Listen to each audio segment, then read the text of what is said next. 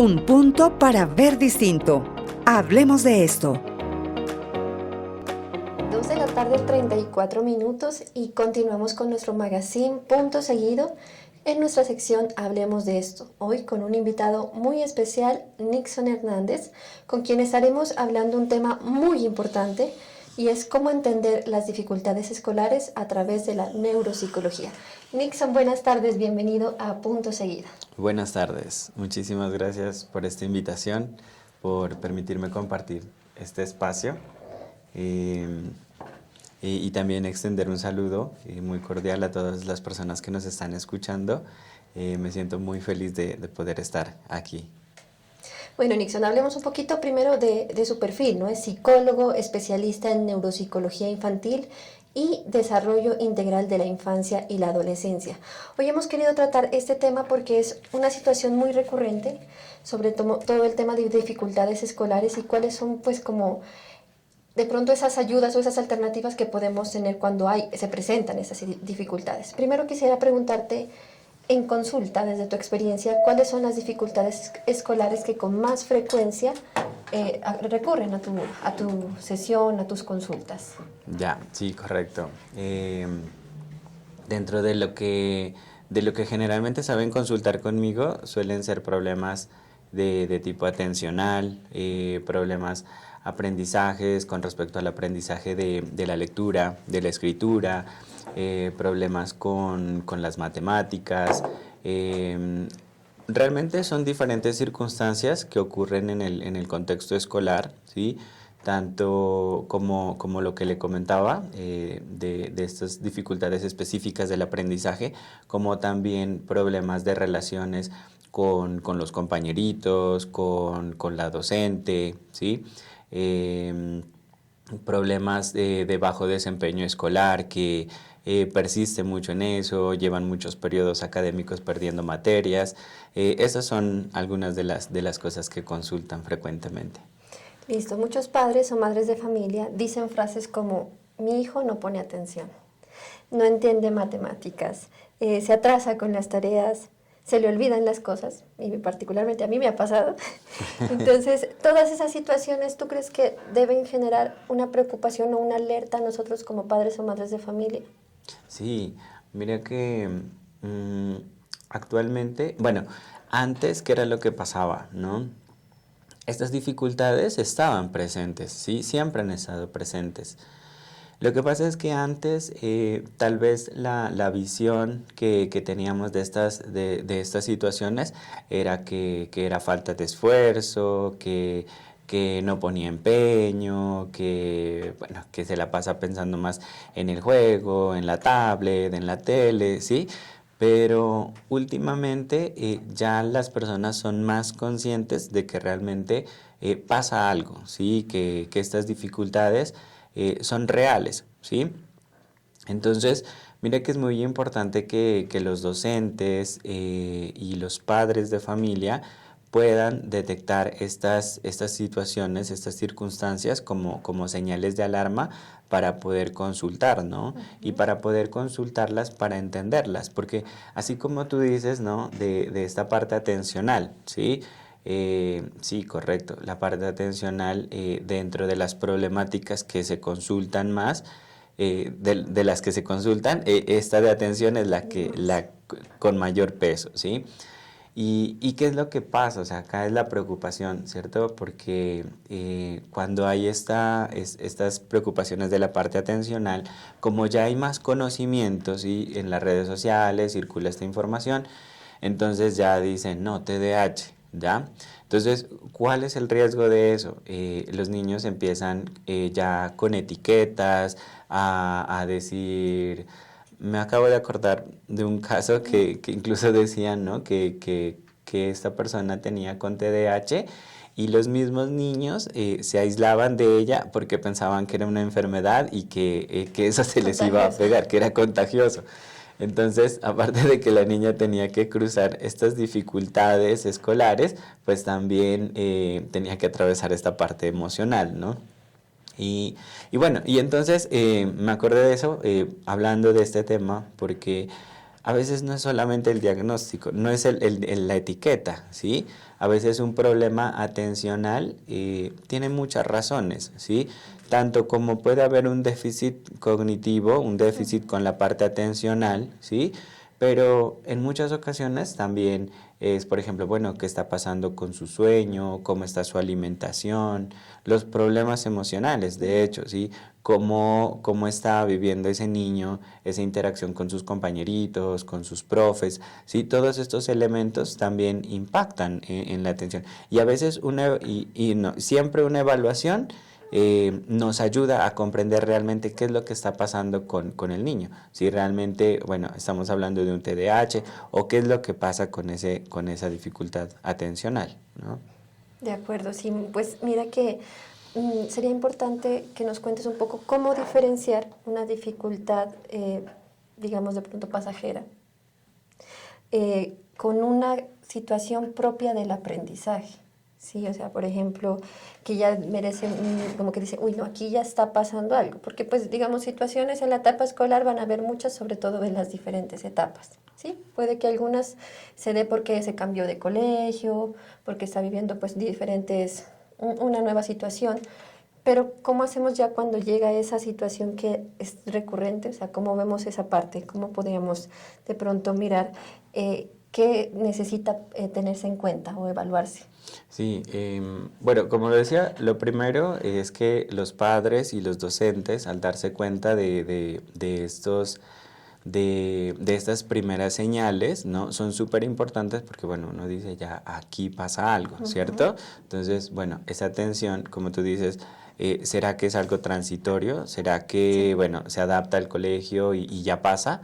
¿Será que, bueno, es porque cambio de colegio, cambio de curso, las exigencias son mayores y, bueno, ¿será que se adapta? Y yo, bueno, digo, listo, sí, puede ser que se adapte, ¿ya? Es más preocupante cuando, por ejemplo, digamos que esto ya persiste, pasan 3, 4 meses, 6 meses y pues y estas características de inatención están ahí persistiendo. Entonces uno dice, bueno, ya acá, independientemente de que sea un cuadro diagnóstico, uno dice, bueno, ok, es importante evaluarlo, es importante revisar qué es lo que está impidiendo que este niño o que esta niña puedan sostener su atención, ¿no? Y eso pues también hay que considerar varios elementos, como por ejemplo las edades también, ¿sí? Es cierto, hoy cuando hablamos de la primera infancia, niños de 3, 4, 5 años, ¿sí? Han llegado también con esta sospecha, ¿no? Mi hijo tiene TDAH. Y yo digo, pues carambas, ese cerebro todavía no tiene la suficiente madurez para poder controlar su atención y su comportamiento, ¿sí? Pero resulta que también el hecho de que los niños tengan ahora la cercanía con los dispositivos electrónicos, y pues bueno, no quiero satanizar esta parte, ¿no? Pero es una de estas cosas con otras situaciones, hace que los niños pues también se frustren demasiado rápido cuando están aburridos, cuando están impacientes, ¿sí? Y eso qué genera que busquen esa actividad, moverse, actuar, ¿sí? Entonces, como el niño pues está buscando eso, pues claramente no va a poner atención sobre un tema. Sí podemos hablar de atención en un niño de primera infancia, ¿sí? Pero sí tenemos que ser muy cuidadosos. Cuando esto, por ejemplo, miramos que ya se sale de control, ¿sí? Pues aquí no hablamos de una actividad propiamente dicha de inatención, ¿sí? O de que persiste durante los 6 meses, pero si estamos viendo que estas acciones interrumpen su adaptación al jardín, la relación con sus compañeros, pues es importante pues también intervenir, ¿no? Evaluar. Y pues claramente pues porque también hay procesos terapéuticos que pueden ayudar, ¿no? a estos niños que presentan estas dificultades. De acuerdo. ¿Qué errores suelen cometer por lo general nuestros padres o madres de familia cuando interpretan estas dificultades escolares? Tú ya decías que una de ellas, es decir, es TDAH, ¿sí? Porque pues miramos en redes sociales que una característica y ya, lo etiqueté. Pero ¿qué otros errores cometemos de pronto los padres y madres cuando pues, se presentan este tipo de dificultades, ¿sí? Muchas veces de pronto recurrir al castigo, pues que ahora ya no es, no sé pues si sea tan recurrente, ¿no? El tema del castigo, pero sí como, o a veces es, no, es que no estás haciendo y obligarlos a que se hagan las tareas y se hagan como sea, pero no miramos un poco más allá. Sí, mira que hace poco miré una noticia en la que, bueno, miré el titular, lo poquito que decía, ¿no? Pero esta publicación manifestaba que la niña le había ido mal en un examen de matemáticas y que el niño y que el padre pues la había castigado severamente, ¿no? Entonces es un tema de mucha preocupación y tal vez esto pues nos lleva también a la discusión de bueno, se están vulnerando los derechos, se está castigando severamente pues a esta personita, ¿no? Pero también cuando miraba esto me ponía a pensar, yo decía, bueno, ¿y qué tal si la niña tiene alguna dificultad que no le permite estar bien en matemáticas, ¿no? Entonces, mira que es un tema complejo porque tal vez muchos padres se sienten identificados, no pues también, no tanto como al nivel de generar como esos castigos súper severos con los niños, ¿no? Pero sí en esa cuestión en los que los papás también sienten frustración, Exacto. ¿sí? Sí. Cuando miran que su hijo llega con una mala nota y que, bueno, y dicen, no, pues lo voy a poner a estudiar y resulta que nada pasa, que persiste, que sigue con este problema. Entonces, no, es que no te estás poniendo las pilas, es que no estás poniendo de tu parte y vienen los castigos, los gritos, los regaños, ¿sí? Y es tanto por la misma frustración, pues, de ellos que, pues, lo puedo entender porque, pues, también tienen como su ilusión, su esperanza, ¿sí? De que sus hijos, pues no tengan ninguna dificultad, ¿sí? Ujú. Solamente que sí, o sea, realmente esto hay que entenderlo y hay que comprenderlo porque resulta que estos niños pueden tener dificultades, pero son dificultades que ellos no decidieron tener, ¿sí?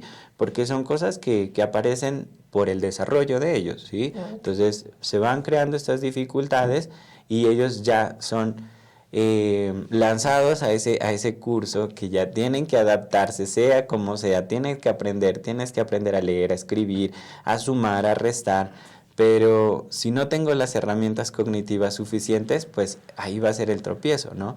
Y cuando llega el regaño, cuando llega el castigo, pues el niño se satura, se frustra y pues también vienen los conflictos emocionales. Créeme que hay muchos niños que han logrado cursar con estas dificultades, ¿no? Sobre todo pues con personas que lastimosamente no han podido contar con ese servicio de neuropsicología, ta- también por desconocimiento, ¿sí? Y bueno, y los niños van cruzando y van llegando a la secundaria con estas mismas dificultades Ujú. escolares y con esas dificultades emocionales y ya llegan súper enojados y súper molestos, ya queriendo renunciar a sus estudios, ¿sí?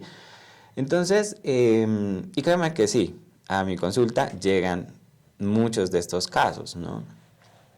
Sinceramente, yo lo que les digo a los papitos, les digo, oigan, no se sientan culpables, ¿sí? O sea, estamos siendo padres con las herramientas que tenemos, Ujú. ¿sí? Solo que cuando nos topamos con estas cosas, pues sí es importante que consultemos con un especialista para que nos ayude a comprender cómo es que está funcionando ese cerebro de ese niño, ¿sí? Para yo poder acompañarle y buscar los acompañamientos que él requiere, ¿no? De acuerdo. Tú nos habías mencionado antes de otros factores, ¿no? Que pueden influir en el rendimiento escolar. ¿Qué factores puedes profundizar de pronto como aparte del cognitivo, ¿no? O sea, no solo es que influya esta parte cognitiva, sino que hay otros aspectos, ¿no? Incluso puede decirse que hasta la alimentación también influye, ¿verdad? Sí, claro. Mira que en lo que se hace en una evaluación neuropsicológica, y eso es súper, súper importante, que no es solamente una aplicación de pruebas, ¿sí? Cuando ya de lo que se ha escuchado de la neuropsicología, que qué es la neuropsicología, siempre piensan inmediatamente en lo que es aplicación de pruebas, ¿sí? Pero esto vendría a ser una mínima parte de todo el proceso, ¿sí? Los exámenes vienen a comprobar unas hipótesis, ¿sí? Nosotros partimos de lo que es una valoración inicial para conocer esa historia de desarrollo, ¿sí? Cómo están esos antecedentes heredofamiliares y dentro de esas situaciones familiares, cómo está la historia familiar, ¿sí? Cómo la familia está acompañando estos procesos, ¿sí? Miramos cómo ha sido su desarrollo en la primera infancia, miramos situaciones psicosociales, específicamente esto, saber concretamente muy bien, por ejemplo, el niño, cómo están esas horas de descanso, a qué horas duerme, si come bien, si es selectivo con los alimentos, si es juicioso comiendo, qué está comiendo, si las verduritas, si la proteína, o son puros mecaticos. ¿Qué Son pasar?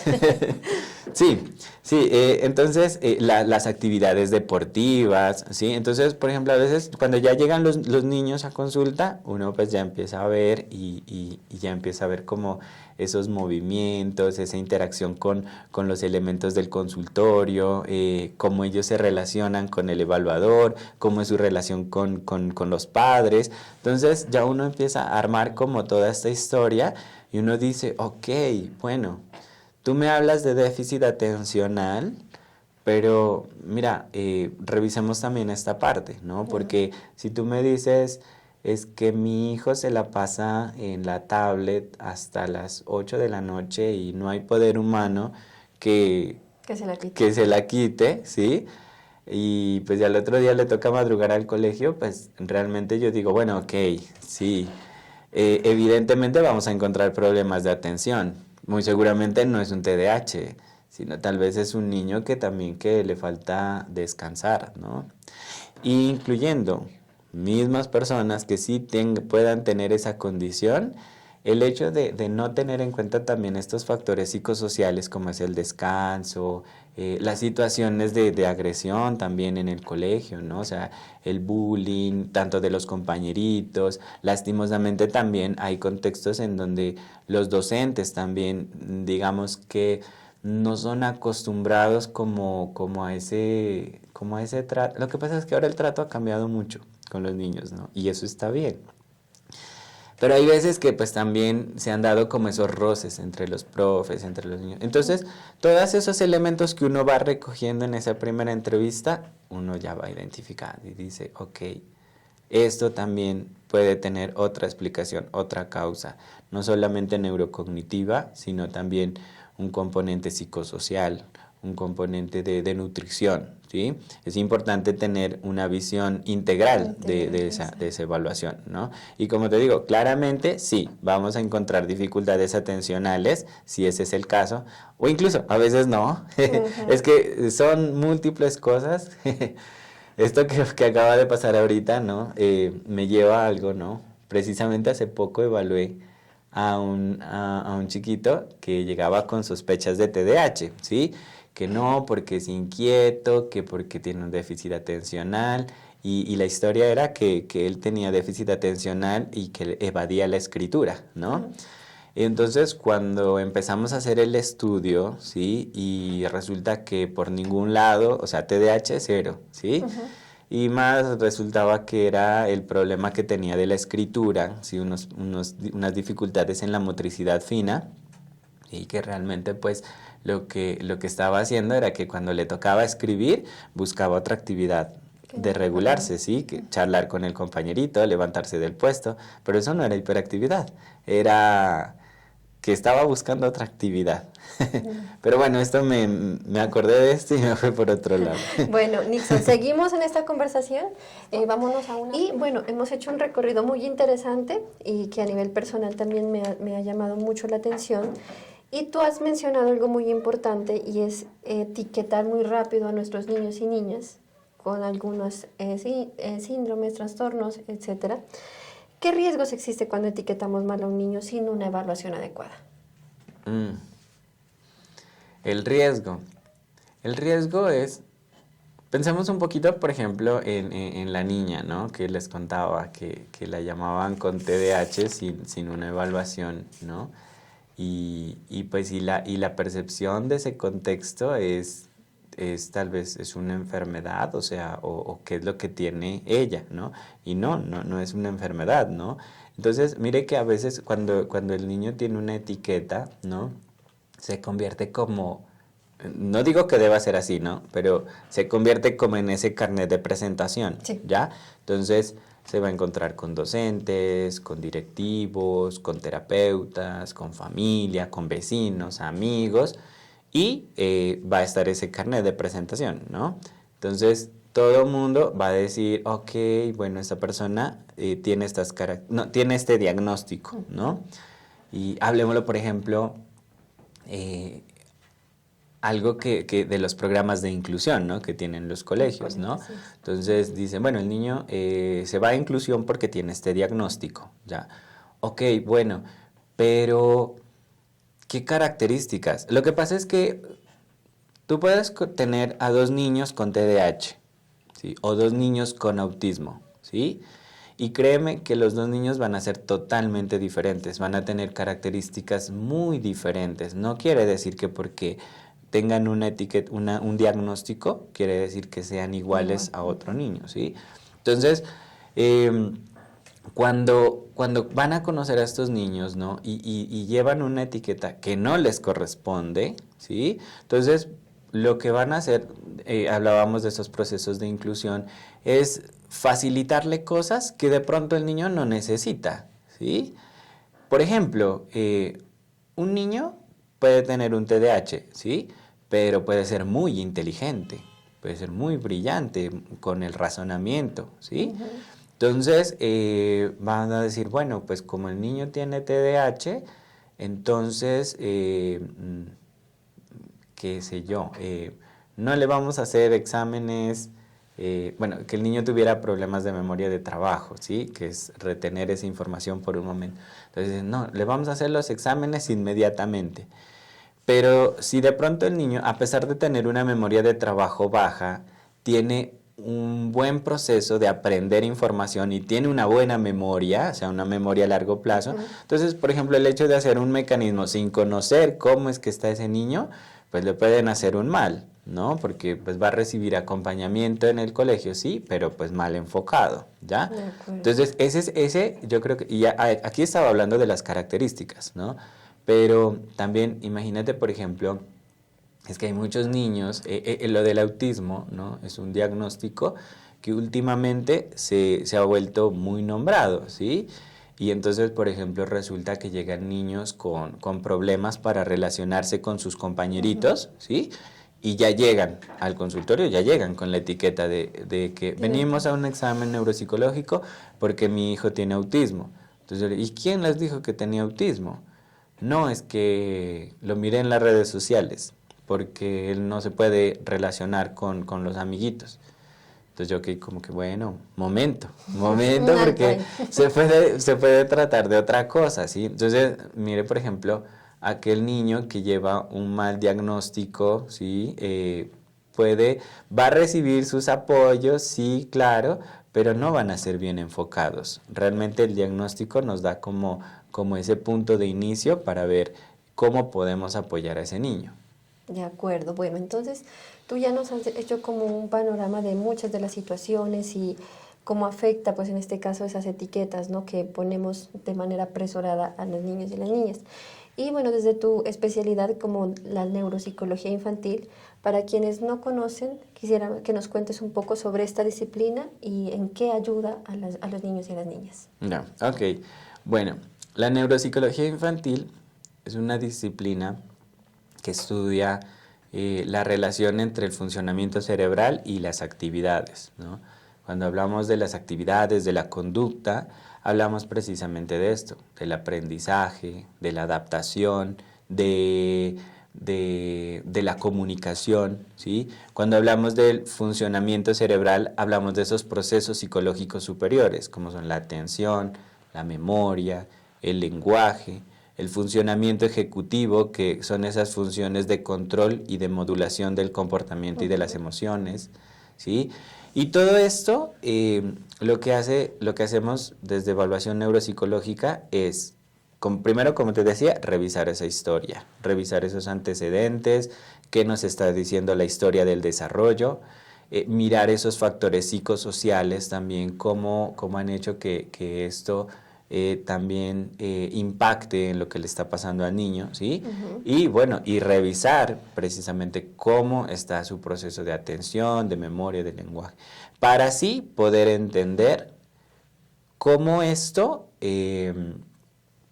que cómo este funcionamiento cerebral tiene relación con lo que le está pasando al niño, ¿sí? Cuando ya detectamos ese perfil, ¿no? Y no hablo del diagnóstico, del perfil, ¿sí? Lo caracterizamos por fortalezas y debilidades, ¿listo? Ok, como yo les decía, un niño con TDAH puede ser muy inteligente, ¿sí? De hecho, eso es un mito, ¿no? Y llegan y dicen, no, es que dicen que mi hijo tiene TDAH, pero yo no creo porque él es muy inteligente. Y sí, claro, un TDAH puede ser muy inteligente, ¿sí? Y es que realmente es eso, en la evaluación neuropsicológica, detectar cuáles son sus fortalezas y cuáles son sus debilidades, cómo está el niño en relación con ese aprendizaje, a cuál es el ritmo de su aprendizaje, ¿sí? Entonces, cuando obtenemos ya ese perfil de fortalezas y debilidades, de ese funcionamiento neurológico, de ese funcionamiento cerebral, cómo se relaciona con el comportamiento, ya es más fácil para nosotros coordinar un plan de manejo, ¿ya? ¿Cómo es ese plan de manejo? Hay diferentes estrategias que usan muchos colegas míos, ¿sí? Desde intervenciones, desde la neuropsicología propiamente dicha, como también programas de intervenciones terapéuticas integrales, ¿no? En lo personal, a mí me gusta mucho más lo que son las terapias integrales, ¿no? Como son la terapia psicológica, ocupacional, fonoaudiología, terapia física, la neurorehabilitación también. ¿Por qué? Porque a veces cuando hablamos del funcionamiento cerebral son temas tan complejos que sí necesitamos un equipo para trabajarlo, ¿no? Y que realmente puede estimular al niño para que tenga una muy buena adaptación. Entonces, el hecho de ya hacer esa evaluación neuropsicológica y obtener ese perfil nos va a permitir identificar exactamente qué es lo que necesita el niño. Si necesita una terapia ocupacional, si necesita una terapia de lenguaje, si necesita una rehabilitación cognitiva por neuropsicología, si necesita psicología, qué es lo que se necesita modificar un poco también en la casa, como esas pautas de crianza, qué es lo que se requiere en el colegio, además de sus programas de inclusión, adaptaciones del PIAR, también qué es bueno que el colegio considere para ese caso específico, ¿sí? Y justamente ahorita que tocas el tema del colegio, ¿cuál crees que es la recomendación que deberían tener nuestros docentes para trabajar ya cuando hay este perfil que desde la neuropsicología se brinda? ¿Cómo pueden ellos acompañar de la mejor manera a nuestros niños, a nuestras niñas, a nuestros adolescentes para que fortalezcan esas habilidades que tú mencionas y para que esas debilidades pues puedan ser transformadas o mejoradas? Ya. Sí. Con respecto a eso, yo pienso, ¿no?, que esos acompañamientos a los niños, ¿no?, y sobre todo cuando ellos pues van a estructurar esos planes individuales de acompañamiento a ellos, pienso que se debe de tener en cuenta no tanto el diagnóstico como tal, porque si hablamos de que listo es la etiqueta, ya el inicio de partida, pero es más revisar esas características, ¿no? Y precisamente en un informe neuropsicológico uno explica cómo está la atención, cómo está la memoria, cómo está el lenguaje, cómo está el funcionamiento ejecutivo. Todos esos elementos son importantes para que el docente los pueda revisar, ¿sí? Y así adecuar un plan que se adapte al niño. Pero también es importante que en ese espacio, ¿no? Donde está ese docente, con esas herramientas mismas que tiene, que mire cómo ese niño se está adaptando, ¿sí? Eso es súper importante porque una adaptación curricular no es un proceso que se dé al azar, ¿sí? Porque ya tiene un diagnóstico y hagamos las cosas diferentes, no. Sino es estas características que se están presentando, ¿sí? Cómo yo las estoy viendo acá. Voy a hacer un ejemplo muy general, ¿no? No es que diga todos los niños con TDAH tienen que hacer eso, no. Pero es, por ejemplo, lo que dicen, ¿no? Bueno, si el niño no presta atención porque de pronto le detectaron un problema en la visión, entonces sentémoslo adelante para que ponga más atención, ¿no? Digamos que eso, por ejemplo, son cosas que el docente puede revisar en su contexto, en su aula, y decir, ok, bueno, mi estudiante tiene este problema, pero lo estoy viendo que si yo lo coloco acá, me funciona mejor. Si lo coloco acá, me funciona mejor. Entonces, es también revisar cómo ese niño se está adaptando en esa aula, ¿no? Con esas características que se les está otorgando de la evaluación, cómo miro que él se está adaptando en esa aula, ¿no? Y el trabajo pues también es muy bonito también cuando el colegio se presta, ¿no? Para esos procesos interdisciplinarios, ¿no? Y yo pienso que también es muy chévere que el neuropsicólogo también interactúe con el colegio, porque no es solamente hacer la evaluación y tome su informe y suerte con eso, no. O sea, sí me parece importante que, por ejemplo, miramos que en las aulas los docentes, los padres necesitan también más herramientas para entender estos temas, ¿no? Y realmente si encontramos algo particular en ese niño que requiere esos apoyos, que necesita de algo y la profe necesita orientación, pues bienvenida, ¿sí? Puede haber ese acompañamiento también. Sí, claro. De acuerdo, pues mira que muy importante como todo ese acompañamiento, esas estrategias que se puedan hacer de manera conjunta pues para mejorar a nuestros niños y niñas, ¿no? ¿Tú crees que las dificultades escolares siempre desaparecen o el objetivo es aprender a manejarlas? A ver, otra vez la pregunta. ¿Las dificultades escolares pueden desaparecer o el objetivo es aprender a manejarlas? Aprender a manejarlas, ok. Bueno, es una pregunta bien interesante porque, pues como lo que hablábamos, ¿no? De la importancia de evaluar los temas y de comprender cuáles son las causas de esa dificultad, ¿no? Entonces, cuando tenemos esa evaluación, cuando conocemos el caso, ya tenemos un pronóstico, ¿no? Entonces, realmente cuando hablamos de un trastorno del neurodesarrollo como tal, es muy difícil decir que eso desaparezca, ¿sí? Tal vez va a ser una característica que nos va a acompañar durante toda la vida, ¿ya? Porque pues es parte de la persona. Por eso es que hablamos de que no es una enfermedad, sino es como una condición de la persona, ¿no? Pero es importante, ¿no?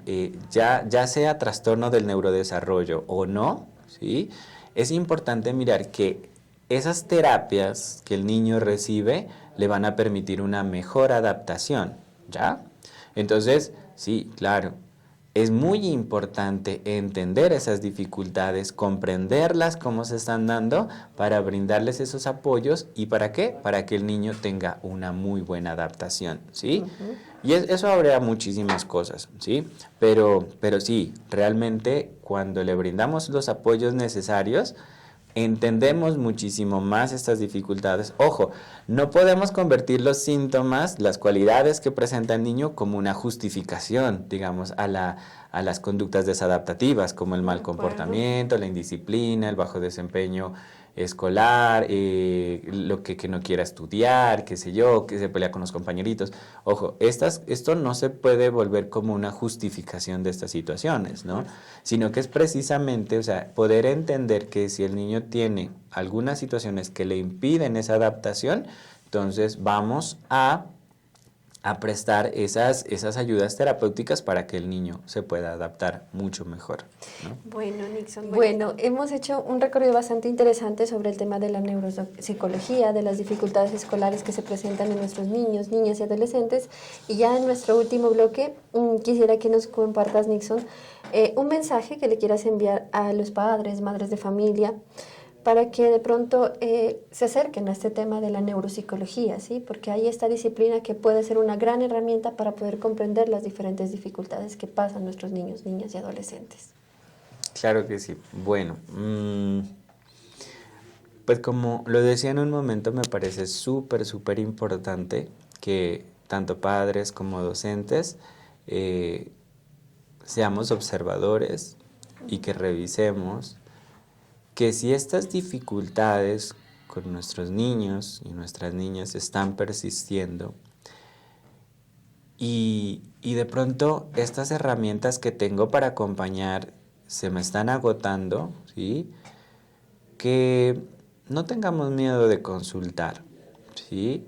De recibir un diagnóstico, no sé, de lo que puedan encontrar, ¿sí? Porque realmente es muy importante cuando los padres se dan cuenta de esas características, de esas fortalezas y debilidades, es más fácil poder acompañarlos, ¿no? Y no solamente, ¿cierto? No solamente en la parte escolar, exactamente de lectura, escritura y matemáticas, porque hay veces que cuando los niños presentan estas dificultades, entonces está bien que el profe de refuerzo para que pase los exámenes y eso está bien, pero hay veces que niños también tienen habilidades muy buenas para el dibujo, para la música, para la danza y a veces como que también descuidamos esto. Entonces mi mensaje es observemos muy bien a nuestros hijos, ¿sí? Y antes de pensar en un regaño severo, en unos gritos, en unos castigos, tratemos de entender qué es lo que pasó en esta situación y apoyémoslo. Y que esas relaciones pues se sigan tejiendo en el amor, que es lo más importante. Para mí es muy importante apostarle todo a que las relaciones familiares se tejan ahora sobre el amor, sobre esa crianza respetuosa. De acuerdo. Bueno, Nixon, para las personas que están interesadas en tema de neuropsicología infantil, cuéntanos cómo pueden contactarte, cómo pueden llegar a ti y a tu consultorio. Ok, bueno, me pueden buscar por Google, Nixon Hernández, neuropsicólogo infantil, o también en Instagram, este es como el que dice acá, a ver, dice neuropsicólogo_infantil. Así me encuentran en Instagram también. Comentarles también que mi consultorio se encuentra en el edificio del Banco de Occidente, en el 4º piso, a media cuadra del Parque Nariño, oficina 407, ¿sí? Y pues me pueden escribir al WhatsApp para reservar su cita de consulta, ¿sí? El número de reservas es 318-342-8462. Bueno, pues agradecerte el habernos acompañado aquí en Punto Seguido, invitado cuando gustes volver y seguir hablando de estos temas tan importantes para que siempre podamos tenderle la mano y darle ese amor que merecen a nuestros niños, niñas y adolescentes. Muchísimas gracias, Nixon, por acompañarnos. A ustedes, muchísimas gracias por esta invitación y bueno, sí, espero verlos pronto. Bueno, nos vamos a una pausa y continuamos más aquí en Punto Seguido.